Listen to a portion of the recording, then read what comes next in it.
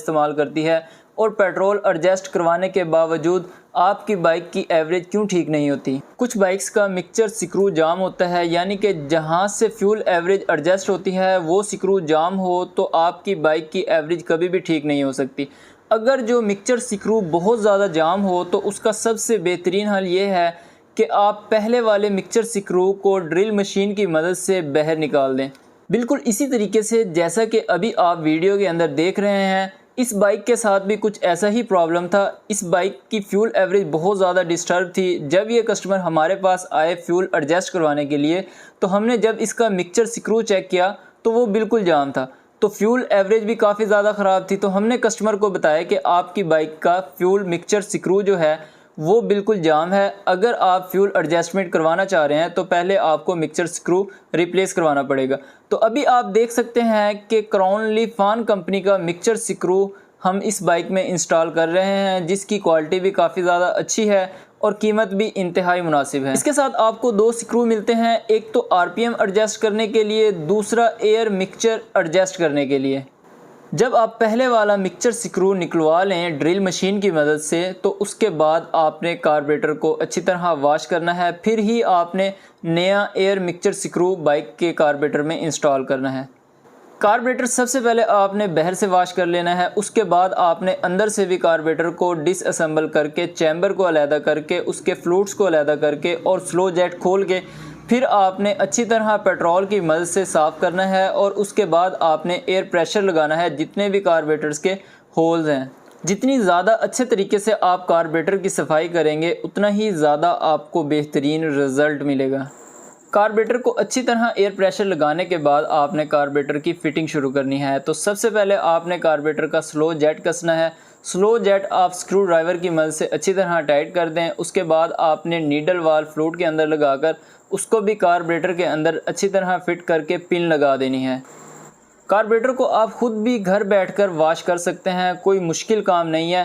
Fluid लगाने के बाद आपने चैम्बर लगा देना है। चैम्बर लगाने के बाद दोनों स्क्रू को अच्छी तरह टाइट कर देना है। उसके बाद हम आपको कार्बोरेटर के मिक्सचर स्क्रू को फिट करने का तरीका भी बताएंगे और फ्यूल की एडजस्टमेंट करने का भी आपको तरीका बताएंगे कि आप खुद भी अपनी बाइक की फ्यूल एडजस्टमेंट कर सकते हैं। इस बाइक के कार्बोरेटर का हमने आरपीएम स्क्रू भी तब्दील कर देना है और मिक्सचर स्क्रू भी तब्दील कर देना है। आरपीएम स्क्रू चेंज करने का मकसद ये है कि इसकी हालत काफ़ी ज़्यादा ख़राब है, तो इसी वजह से हम आरपीएम स्क्रू भी चेंज कर रहे हैं। बड़े स्क्रू के साथ यानी कि आरपीएम स्क्रू के साथ बड़ा स्प्रिंग लगेगा, छोटा स्क्रू यानी कि मिक्सचर स्क्रू के साथ छोटा स्प्रिंग और एक रबड़ का रिंग भी लगेगा। आरपीएम स्क्रू को आपने बराबर टाइट कर लेना है। उसके बाद आप देख सकते हैं कि एक छोटा सा रबड़ का रिंग है, ये लगाना लाजमी है मिक्सचर स्क्रू के साथ। उसके बाद छोटा स्प्रिंग डाल के आपने मिक्सचर स्क्रू को फुल टाइट कर लेना है। फुल टाइट करने के बाद आपने जस्ट 1.5 चूड़ी एक बार खोल लेनी है। उसके बाद कार्बोरेटर को आपने बाइक के साथ फिट करने के बाद ही बाकी की एडजस्टमेंट करनी है जब आप बाइक को स्टार्ट कर लेंगे। वो किस तरह से करनी है थोड़ा सा आगे चल के आपके साथ कंप्लीट डिटेल शेयर करते हैं। तो उससे पहले आपने कार्बोरेटर को असेंबल कर लेना है। कार्बोरेटर को फिल्टर पाइप के साथ एडजस्ट करके स्लाइड आपने फिट कर लेनी है। उसके बाद कार्बोरेटर हड्डी का जो रबड़ का रिंग है वो भी आपने चेक कर लेना है। अगर जो इनमें से कोई एक भी चीज़ डैमेज हो तो वो आप रिप्लेस कर दीजिएगा। उसके बाद बाइक को स्टार्ट करके फ्यूल की एडजस्टमेंट करते हैं। जब आप कार्बोरेटर वॉश करने के बाद बाइक को स्टार्ट करें तो थोड़ी देर स्टार्ट रहने दें।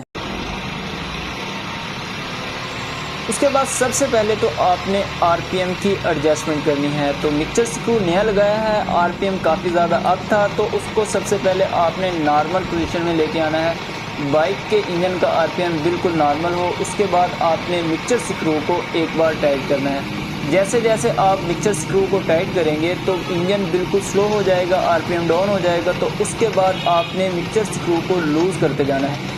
जैसे जैसे आप मिक्सचर स्क्रू को लूज़ करते जाएंगे तो आरपीएम अप होना शुरू हो जाएगा। जिस जगह पे आरपीएम बिल्कुल अप हो जाए तो फिर आपने थोड़ा सा और मिक्सचर को लूज़ करना है। तो फिर आप देखेंगे कि आरपीएम इंजन का फिर से डाउन होना शुरू हो गया। और जब आरपीएम डाउन होना शुरू हो जाए तो वहाँ से आपने मिक्सचर स्क्रू को वापस हल्का हल्का टाइट करना शुरू कर देना है। जैसे जैसे आप मिक्सचर स्क्रू को हल्का हल्का वापस टाइट करेंगे तो आरपीएम फिर अप होना शुरू हो जाएगा। जहाँ पे आरपीएम अप हो जाए वहाँ पे आपने मिक्सचर को छोड़ देना है। समझ लीजिएगा कि आपकी बाइक के कार्बोरेटर की बिल्कुल जेन्युइन तरीके से एडजस्टमेंट हो चुकी है। इंशाअल्लाह ताला इसके बाद आपकी बाइक कभी भी पेट्रोल ज़्यादा यूज़ नहीं करेगी।